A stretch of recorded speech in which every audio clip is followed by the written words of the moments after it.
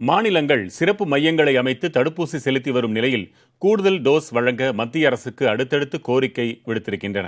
தற்போது 1,82,00,000 டோஸ் கையிருப்பில் இருப்பதாக கூறியிருக்கும் மத்திய அரசு அதற்கு விளக்கமும் அளித்துள்ளது.